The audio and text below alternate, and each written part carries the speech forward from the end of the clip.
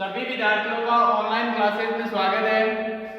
Are के विज्ञान PG college में हम ऑनलाइन क्लास से चला रहे हैं। इनमें BA BSc third year paper second Bharat का भूगोल है और इसका यूनिट थर्ड है। उसकी हम बात कर रहे हैं, चर्चा कर रहे हैं। इसमें टॉपिक है जलवायु। जलवायु के अंदर प्रश्न नंबर क्या है? भारतीय मानसून की उत्पत्ति एवं क्रियाविधि का वर्णन कीजिए। भारतीय मानसून एवं अल नीनो के मध्य घनिष्ठ संबंध का विश्लेषण कीजिए। अब बात करते हैं इसके आंसर की। तो इस आंसर में देखो, भारतीय जो पहले बात करते हैं भारत की जलवायु की। तो भारत में मानसूनी जलवायु पाई जाती है। भारत में जलवायु किस प्रकार की आती है? मानसूनी जलवायु पाई जाती है।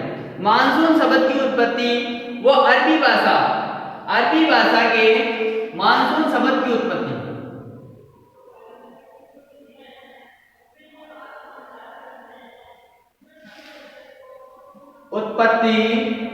अरबी भाषा के मौसिम शब्द से हुई है। अरबी भाषा के मौसिम शब्द से हुई है।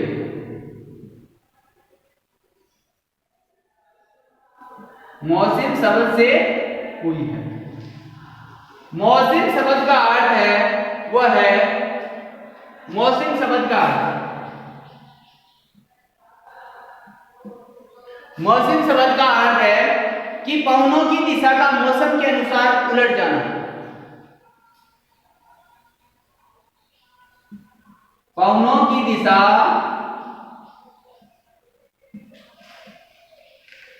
मौसम के अनुसार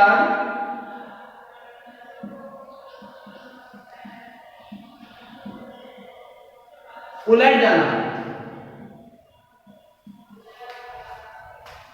मानसून शब्द की उत्पत्ति अरबी भाषा के मौसम शब्द से हुई है। इसका अर्थ है पवनों की दिशा मौसम के अनुसार उलट जाना।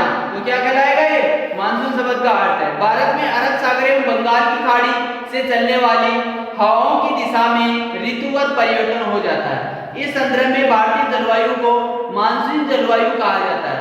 मानसून शब्द का अर्थ है मानसून का प्रथम अध्ययन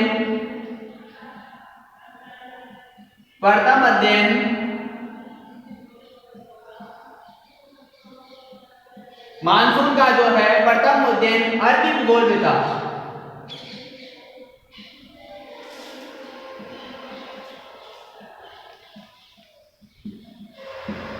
अरबी जो भूगोल वेता था अल मसूदी।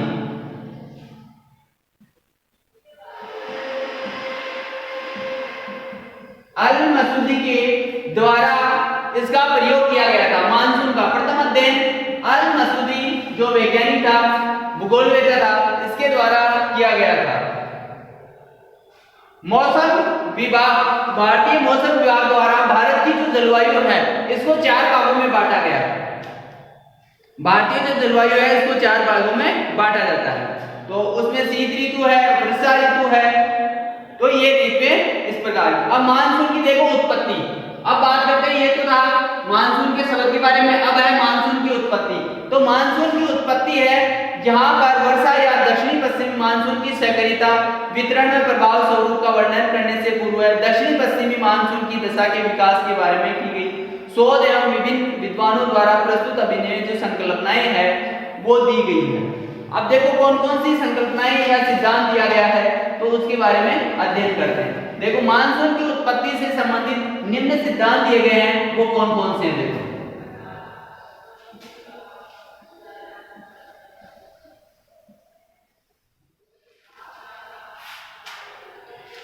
भारतीय मानसून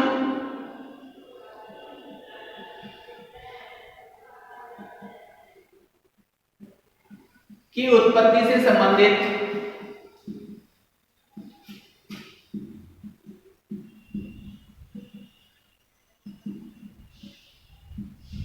सिद्धांत निम्न सिद्धांत है भारतीय जो मानसून की उत्पत्ति है, इसकी उत्पत्ति से संबंधित निम्न सिद्धांत है वो देखो कौन कौन से सिद्धांत है, चार है। पहला है तापीय सिद्धांत, फर्स्ट है वो है तापीय सिद्धांत।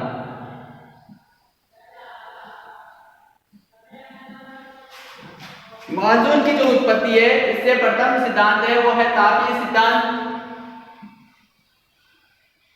दूसरा सिद्धांत है वो है विस्तृत पछुआ पवन सिद्धांत।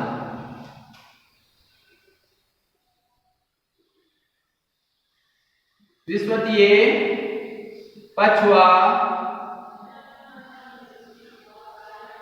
पवन सिद्धांत।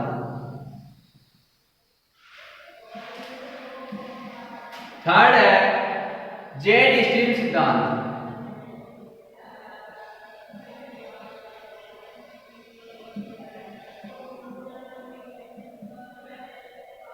जेट सिद्धांत, जेट स्ट्रीम सिद्धांत।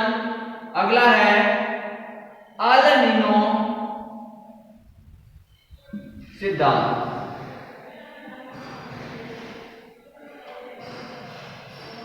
अल नीनो सिद्धांत। तो ये हो गए सिद्धांत, ठीक है, इनके नाम हो गए, आप बता लो, फिर एक एक का वर्णन करते हैं। पहला देखो तापीय सिद्धांत। फर्स्ट बात करते हैं भारतीय जो मानसून की उत्पत्ति से है, पहला है तापीय सिद्धांत।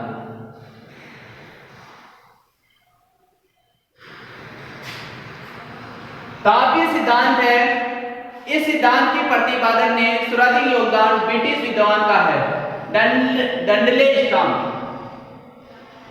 इसमें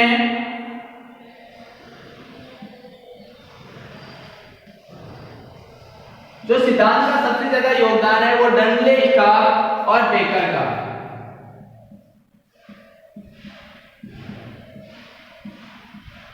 यानी इस सिद्धांत का जो प्रतिपादन किया है वो डंडले स्टॉम तथा जो बेकर नामक वैज्ञानिक है, इन दोनों ने किया है। इस सिद्धांत के अनुसार मौसमी हवाओं की उत्पत्ति का मुख्य कारण तापीय है। यानी इस सिद्धांत का मुख्य कारण है कि मौसमी हवाओं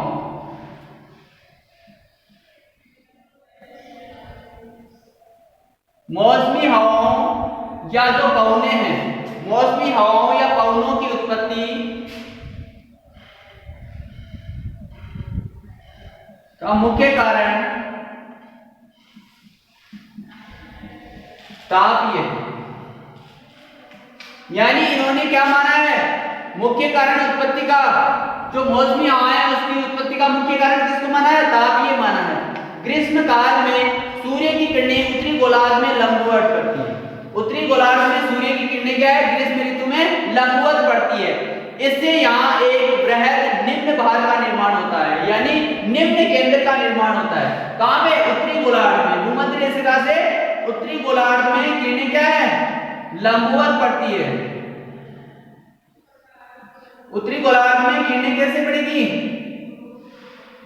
लंबवत रहेगी। और इन किरणों से क्या होगा, यहाँ पे निम्न यानी निम्न वायुदाब केंद्र विकसित होगा।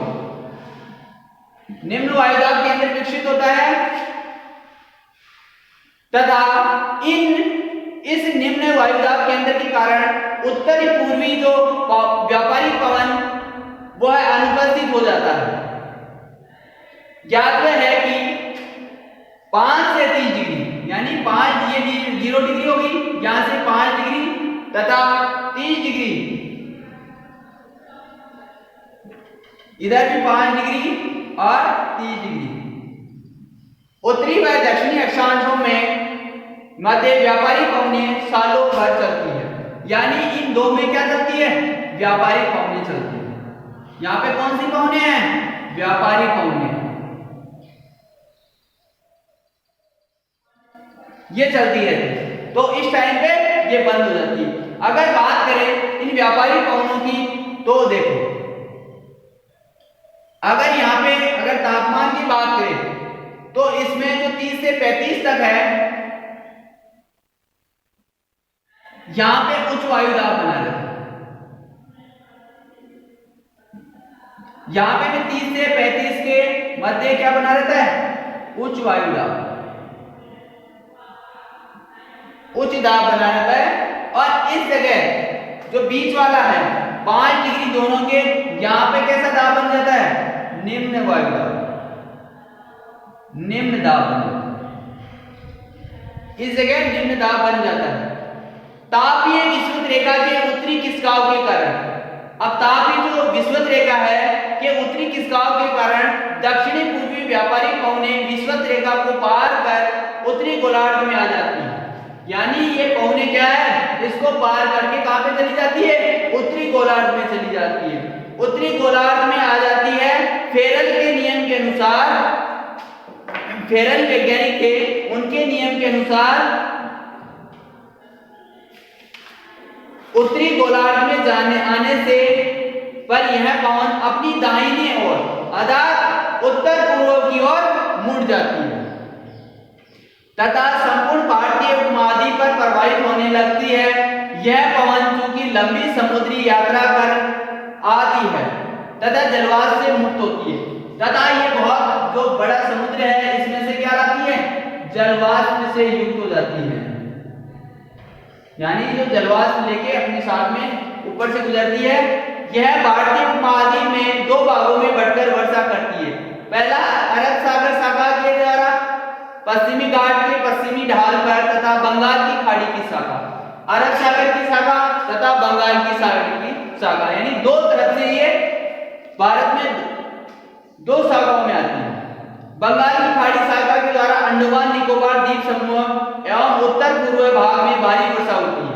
बंगाल की जो खाड़ी की शाखा है वो उत्तर पश्चिमी भारत में निम्न भाग की ओर अभिसरित होती है।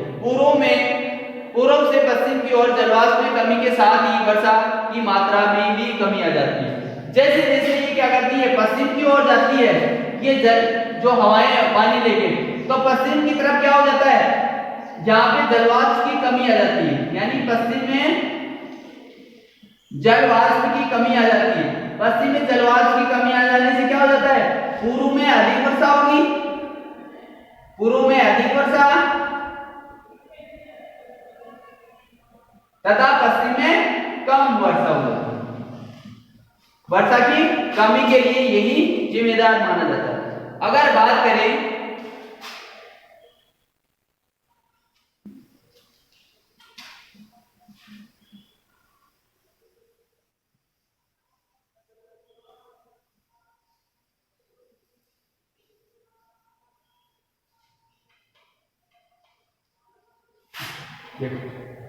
अगर भारतीय मानसून की बात करें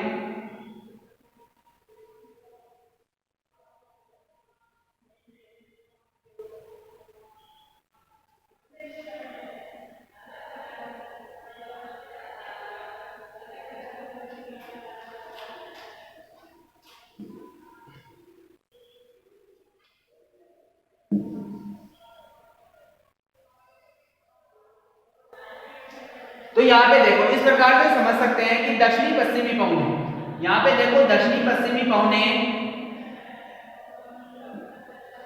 ये यहां से स्टार्ट है। तो ये पवनें यहाँ से जो व्यापारिक पवनें हैं ये यहाँ से स्टार्टिंग हुई, यहाँ से स्टार्टिंग होके और अपने दक्षिणी उत्तर पश्चिम में मोड़।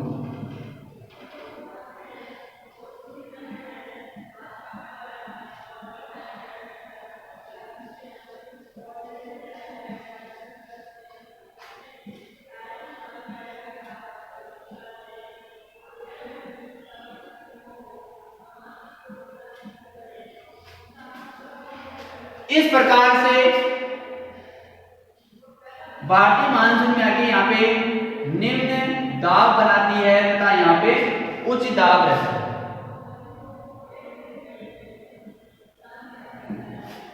तो दक्षिणी पश्चिमी जो मानसूनी पवन है ये तो यहाँ पे क्या है, दक्षिणी पूर्वी व्यापारिक यानी मानसूनी पवनें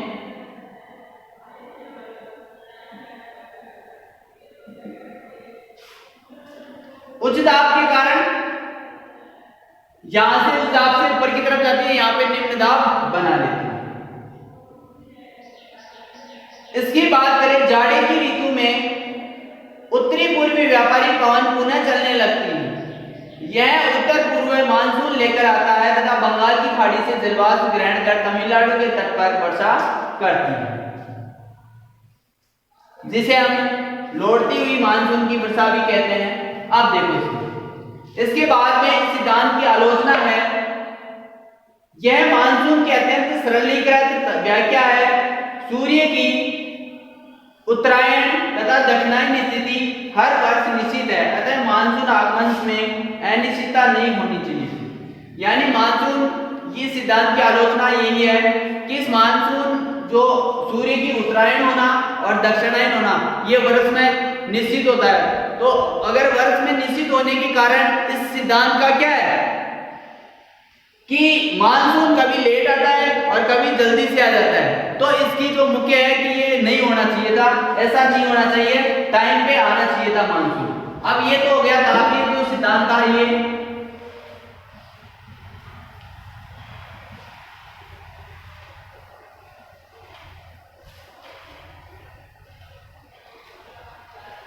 सेकंड है वो है विषुवत पछुआ पवन सिद्धांत। दूसरा है विषुवतीय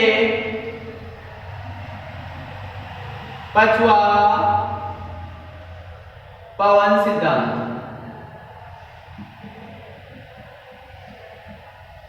विषुवतीय पछुआ पवन सिद्धांत,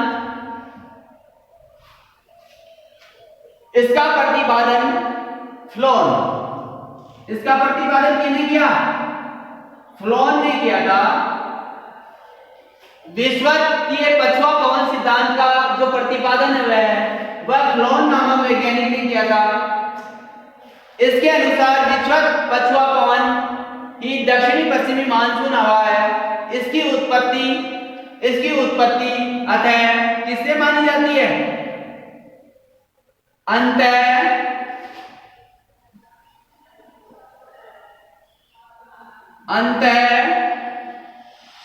उष्ण अभिसरण।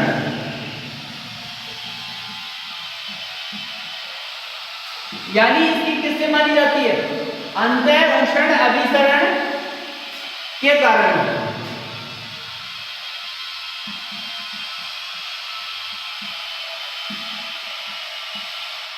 अंतः उष्ण अभिसरण के कारण होती है।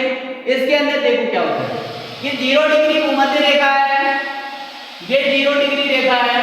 इससे क्या होती है? ये है विषुवत जो पछुआ पवनें हैं यूं चलती है, तथा दक्षिणी व्यापारिक पवनें हैं वो यूं चलती है। ये तो हो गई दक्षिणी पूर्वी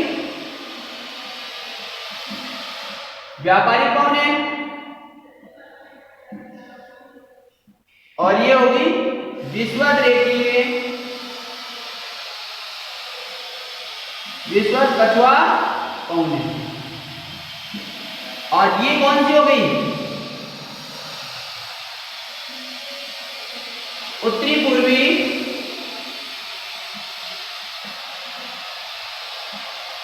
व्यापारिक पवनें। उत्तरी पूर्वी व्यापारिक पवनें। तो इस प्रकार से ये पछुआ पवनें हैं, इन्होंने भी मानसून की उत्पत्ति हेतु तापीय प्रभाव को प्रमुख माना। इन्होंने भी क्या है? तापीय जो मानसून की उत्पत्ति हेतु तापीय प्रभाव को प्रमुख माना है। ग्रीष्म ऋतु में तापीय विषुवत रेखा के उत्तरी खिसकाव कभी कभी शिवालिक के पर्वतपात के कारण अंतः विसरण आईटीसी विषुवत रेखा के ऊपर चली जाती है। यानी इन्होंने क्या माना? इसको क्या कहते हैं? आईटीसी कहते हैं, अंतः उष्ण अभिसरण के कारण। आईटीसी विषुवत रेखा के उत्तर में होता है। विषुवत पछुआ पवन अपनी दिशा संशोधित कर भारतीय उपमहाद्वीप पर बने निम्न भार की ओर, जो निम्न वायुदाब के केंद्र की ओर प्रभावित होने लग जाती है। यानी यहां से होके ये भारतीय उपमहाद्वीप में ऊपर की तरफ गति करने चली जाती है। भारतीय उपमहाद्वीप में यहां से जो निम्न वायुदाब का केंद्र है उसकी तरफ गति करने लग जाती है। यह दक्षिणी पश्चिमी मानसून को जन्म देती है। तथा कौन सा है? दक्षिणी पश्चिमी मानसून मानसून को जन्म देगी, यानी दक्षिणी पश्चिमी मानसून, क्योंकि भारतीय इसी तरफ रह गया। यह दक्षिणी मानसून अतः उष्ण कटिबंधीय अभिसरण क्षेत्र को मानसूनी द्रोणी के नाम से जाना जाता है। अतः इसे क्या कहा जाता है, जो ये अंत उष्ण अभिसरण है इसको क्या कहा जाता है, मानसून की द्रोणी कहा जाता है, मानसून की द्रोणी कहा जाता है इसे। अब इसमें क्या होता है, जो व्यापारिक पवने हैं यहाँ पे जो उच्च दाब बनता है, अगर भारतीय स्थिति के अनुसार देखे जाए तो मैं मिटा रहा हूं इसको, आपने लिख लिया होगा क्लोन और अंत उष्णी कटिबंध के कारण होती है और मानसून की द्रोणी कहा जाता है, डायग्राम बना लिया होगा, मैं मिटा रहा हूं।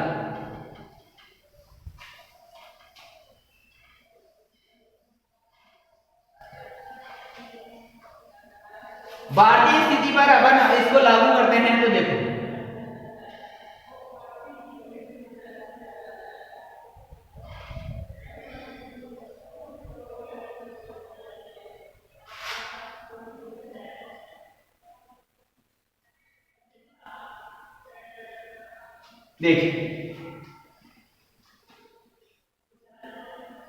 देखिए भारतीय स्थिति में इसको लागू करेंगे तो ये बात करेंगे हम 0 डिग्री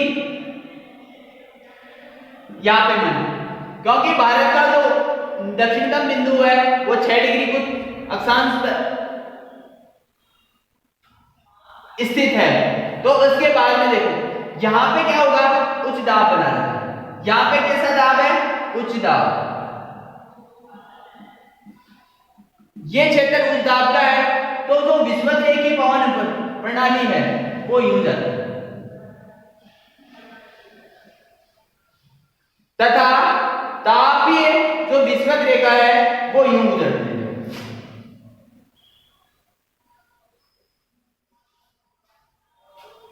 ये क्या होगी, तापीय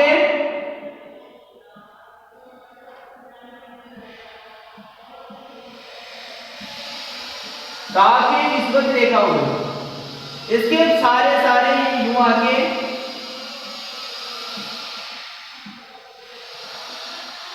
और यूं घूमती, तो यहां पे क्या हो जाता है, निम्न दाब के अंदर, यहां पे निम्न दाब के अंदर हो जाता है, तो ये क्या कहलाती है हमें। अब ये कौन सी पवनें आ जाती है इधर पे, उत्तरी पूर्वी व्यापारिक पवनें। जाड़े की ऋतु में सूर्य की दक्षिणायन होने पर निम्न भार का क्षेत्र उच्च भार में बदल जाता है तथा उत्तरी पूर्वी व्यापारिक पवनें पुनः गतिशील हो जाती हैं। क्योंकि यह सिद्धांत भी तापीय प्रभाव पर आधारित है, अतः इसकी आलोचना भी उसी प्रकार आधार पर की गई है जैसे तापीय सिद्धांत की थी, कि मानसून का आगमन लेट या पहले क्यों होता है। तो ये था सिद्धांत सेकंड। अब बात करते हैं हम जो तीसरा है जेट स्ट्रीम सिद्धांत।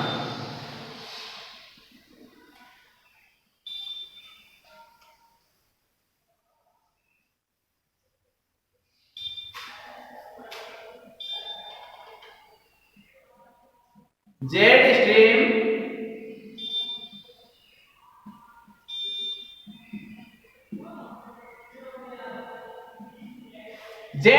सिद्धांत, इस सिद्धांत का प्रतिपादन येट्स द्वारा किया गया। येट्स नामक वैज्ञानिक ने किया था।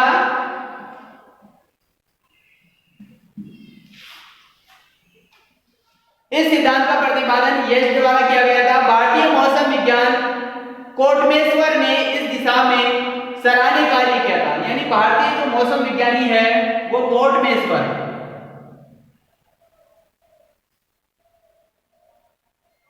कोटेश्वरम ने इस सिद्धांत पर कार्य किया था। इस दिशा में सराहनीय जेट स्ट्रीम ऊपरी वायुमंडल में 9 से 18 किमी, अगर जेट स्ट्रीम क्या होती है वायुमंडल में 9 से और 18 किमी ऊंचाई पर पाई जाती है। तो ये कौन सी है, जेट स्ट्रीम।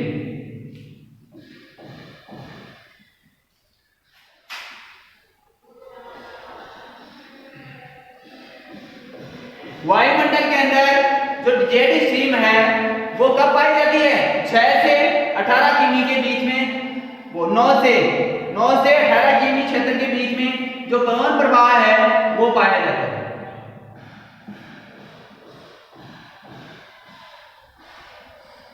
ऊंचाई के अंदर ये पाई जाती है। अति तीव्र गति से चलने वाली वायु प्रणाली है। तो अत्यधिक तीव्र चलने वाली क्या है? वायु प्रणाली है। एक तरह की बहुत अधिक तीव्र चलने वाली, यानी बिल्कुल ऐसे पुंज के रूप में है, बहुत ज्यादा तेज, उसी 9 से 18 के बीच में कम से कम 9 एक बिट के रूप में हमेशा यूं चलती रहती है अपने क्षेत्र में। ये हवाएं पृथ्वी के ऊपर एक आवरण के रूप में कार्य करती है जो निम्न वायुमंडल के मौसम को प्रभावित करती है। भारत में आने वाली दक्षिणी पश्चिमी मानसून का संबंध उष्ण पूर्वी जेट स्ट्रीम से है। यह 8 डिग्री उत्तरी अक्षांश व 35 डिग्री नॉर्थ अक्षांशों के मध्य चलती है। अगर इसकी चलने की बात की जाए तो ये 8 डिग्री एन व इससे लेके 35 डिग्री एन इसके बीच में चला करती है। ये हवाएं इसी बीच में चलती है। उष्ण पूर्वी मानसून शीतकालीन मानसून का स्तंभ जो संबंध होता है वो उपोष्ण पश्चिमी पछुआ जेट स्ट्रीम से है। यह 20 डिग्री से 35 डिग्री जो अक्षांश है उनके मध्य अक्षांशों पर चलती है। शीतकाल में उपोष्ण पश्चिमी जेट स्ट्रीम संपूर्ण पश्चिमी तथा मध्य एशिया में पश्चिम से पूर्व दिशा की ओर प्रभावित होती है। तिब्बत का पठार उसके मार्ग में अवरोध पैदा कर इसे 2 भागों में बांट देता है। यानी इसमें जो तिब्बत का पठार होता है, तिब्बत का पठार, ये इसमें क्या देता है? अवरोध, और इसको 2 भागों में बांट देता है, यानी 2 शाखाएं हो जाती हैं।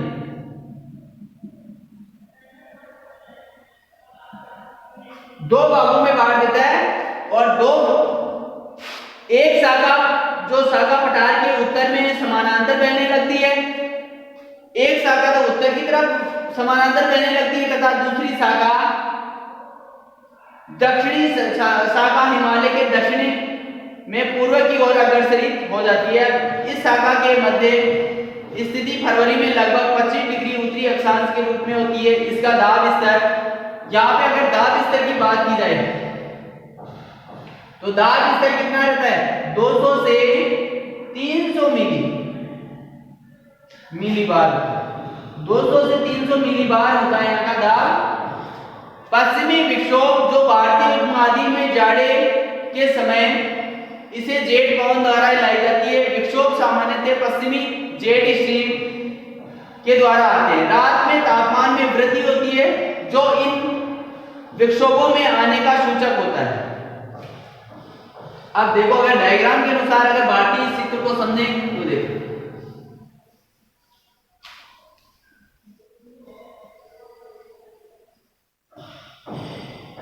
अगर डायग्राम के अनुसार भारत के इस डायग्राम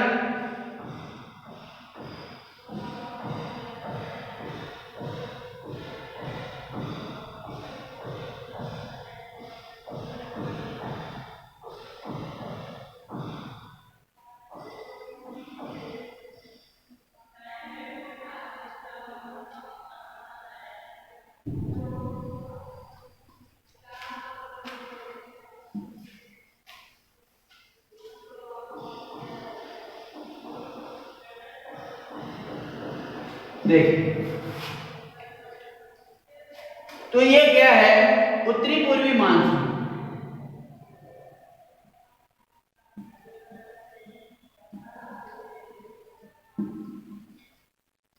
अब ये क्षेत्र में क्या होता है? ये यूं चलेगी,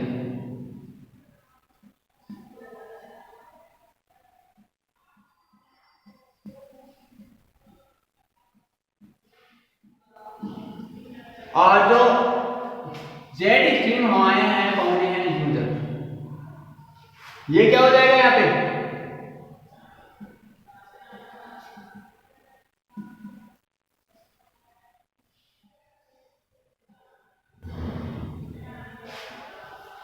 तो एक शाखा क्या हो जाएगी यू।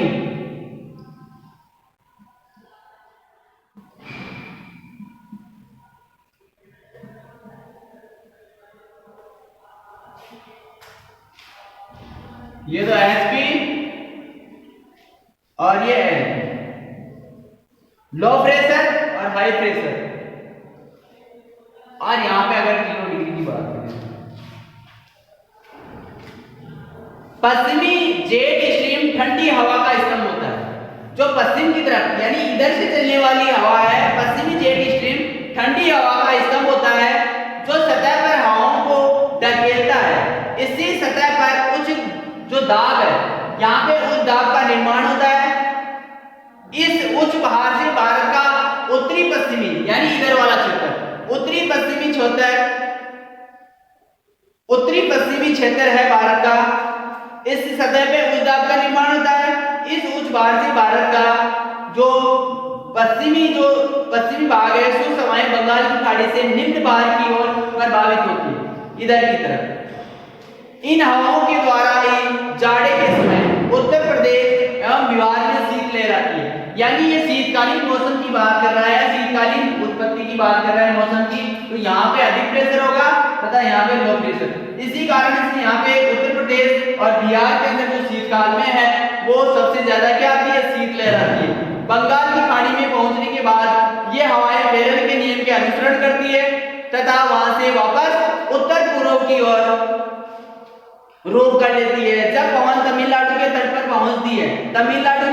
पहुंचती है तो बंगाल की खाड़ी से ग्रहण किए हुए जलवाष्प से वर्षा करती है। अब यहाँ पे ये कुछ यहाँ पे बंगाल की खाड़ी है, वहां से क्या लेती है, ये बंगाल की खाड़ी से जलवाष्प ग्रहण करती है और जलवाष्प ग्रहण करके ये क्या करती है, यहाँ पे तमिलनाडु के क्षेत्र पे वर्षा करती है, भारी वर्षा करती है। गर्मी के मौसम में पश्चिमी जेट स्ट्रीम भारतीय उपमहाद्वीप पर नहीं बहती है। इसका खिसकाव तिब्बत के पठार की उत्तर की ओर हो जाता है। इस समय भारत में ऊपरी वायुमंडल में सौरमंडल के ऊपरी हिस्से पर उष्ण पूर्वी जेट स्ट्रीम चलती है। इसकी उत्पत्ति का कारण है मध्य एशिया एवं तिब्बत के पठारी भागों में लगभग 45,000 वर्ग किमी क्षेत्र में अत्यधिक गर्म होने के कारण, यानी जो तिब्बत का पठार है ये गर्म हो जाता है। तिब्बत के पठार में गर्म होकर ऊपर उठने वाली हवाओं में सौरमंडल के मध्य भाग में घड़ी की सुई की दिशा के चक्रीय परिसंचरण प्रारंभ हो जाता है।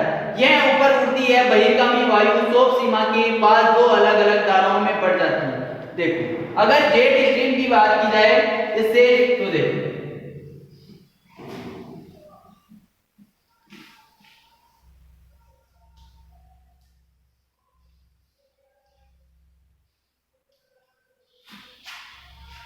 अगर तिब्बत की पठार की बात करें,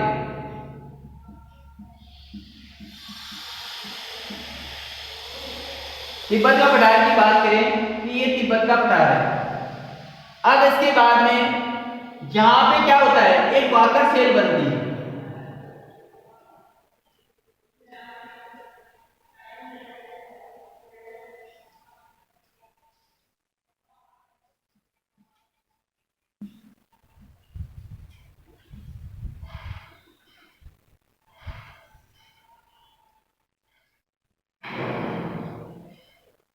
तिब्बत का पठार है, उसके ऊपर वाकर सेल बनती है जिससे क्या है, चक्रीय पुंज का निर्माण हो जाता है। इससे चक्रीय पुंज का निर्माण होता है और जेट स्ट्रीम क्या है, यूं चलती है। यहाँ पे यूं जेट स्ट्रीम चलती है यहाँ पे।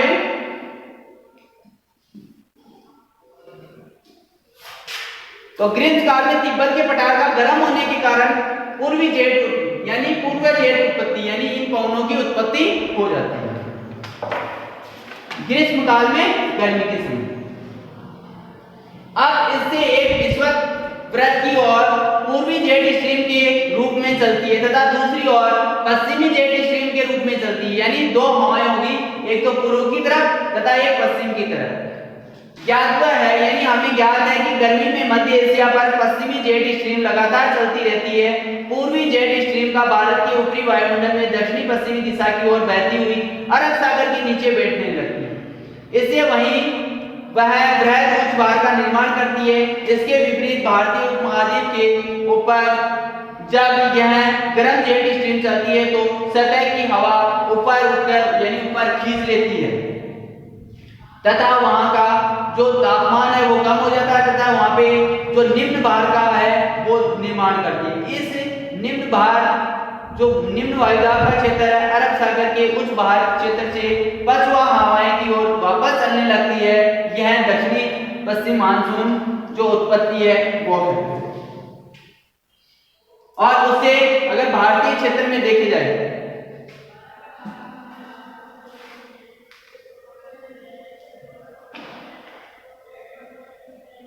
अगर भारतीय क्षेत्र में देखी जाए तो उष्ण पवन जेट स्ट्रीम यूं चलेगी, इस क्षेत्र में चलेगी वहां से वापस, क्योंकि यूं तो वापस जो परमाणु परमाणु थी तो ये बिल्कुल यहाँ पे लो प्रेशर बना हुआ है और यहाँ पे हाई प्रेशर है और ये क्या है यहाँ पे अरब सागर।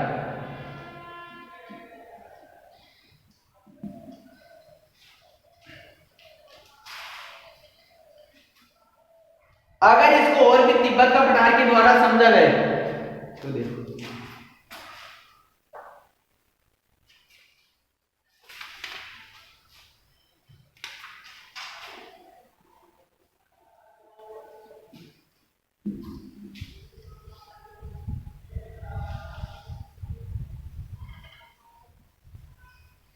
देखो भारतीय क्षेत्र से समझो इसको।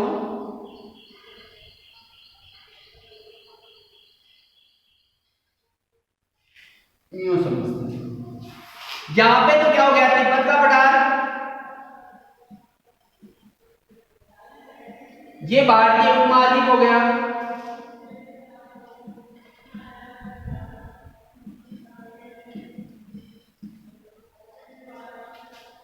अब यहां पे क्या बनेगा लो प्रेशर और इसके ऊपर क्या बनेगा हाई प्रेशर। अब क्या होगा पूर्वी जेट योग गमन करेगी तथा इसके बाद में वापस ये पहुंचे अरब सागर से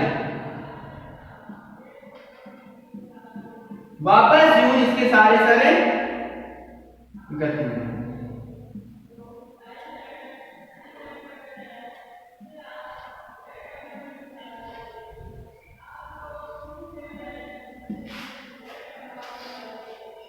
ठीक है, तो ये क्या हो गया दक्षिणी भाग हो गया और ये क्या हो गया इसका उत्तरी भाग हो गया। तो ये वायु का चक्रीय परिसंचरण है, तो ये वायु का चक्रीय परिसंचरण आप बना भी सकते हो। उष्ण पूर्वी जेट के कारण ही भारतीय मानसून में पूर्व उष्ण कटिबंधीय चक्रवात आते हैं, इससे भारी वर्षा होती है। भारत को यूएसएसआर द्वारा 1973 में छोड़े गए मौसम उपग्रह मोनेक्स उपग्रह है। मोनेक्स उपग्रह ये यूएसएसआर द्वारा 1973 में छोड़ा गया था। जो मौसम उपग्रह है ये इसके आधार पर यह देखा गया है कि पूर्व जेट स्ट्रीम न केवल मौसमी है वरन अनियमित भी है। यह भारत के वृहद क्षेत्र पर लंबी अवधि तक चलती है तो बाढ़ की स्थिति बन जाती है, यानी ये बहुत लंबे समय तक बनती है तो ये बाढ़ की स्थिति भी उत्पन्न कर देती है। जब यह भारत के क्षेत्र में जब यह हवाएं कमजोर होती है तो सूखा आ जाता है। 1966 में सूखे की विस्तृत व्याख्या इसी के द्वारा की गई थी कि जेट स्ट्रीम के कारण भारत में है वो 1966 में सूखा पड़ा था। इस सिद्धांत इस बात की स्पष्ट व्याख्या नहीं करता है, इसकी आलोचना कह सकते हैं कि पूर्वी जेट स्ट्रीम पवन इतनी अनिश्चित क्यों है। सामान्यतः व्याख्या यह दी जाती है कि सूर्य ताप की भिन्नता का परिणाम माना गया है कि सूर्य ताप की जो भिन्नता है उसके कारण ये अनियमित है, परंतु इस प्रकार की विविधता का विश्लेषण जरूरी है। अब बात करते हैं एल नीनो सिद्धांत और तौर तरीके।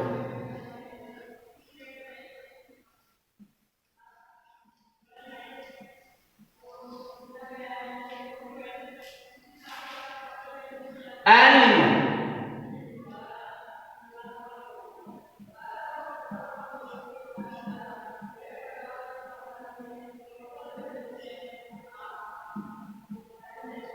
एल नीनो सिद्धांत के मध्य घनिष्ठ संबंध भी हो जाएगा इससे प्रश्न का। तो देखो एल नीनो एक उपसतही सतह के नीचे बहने वाली गर्म जलधारा है। ये क्या है? गर्म जलधारा है।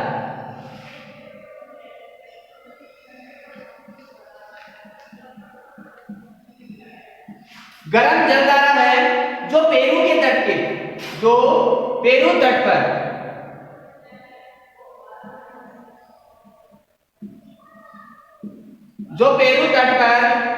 उत्तर से दक्षिण,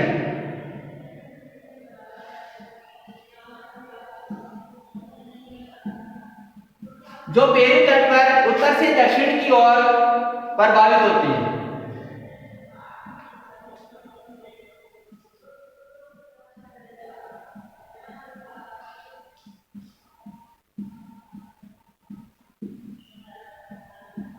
प्रभावित होती है। एल नीनो का सर्वप्रथम अध्ययन है वो गिलबर्ट बाल्कर ने किया था। इसका सर्वप्रथम अध्ययन एल नीनो सिद्धांत का सर्वप्रथम अध्ययन अमेरिकी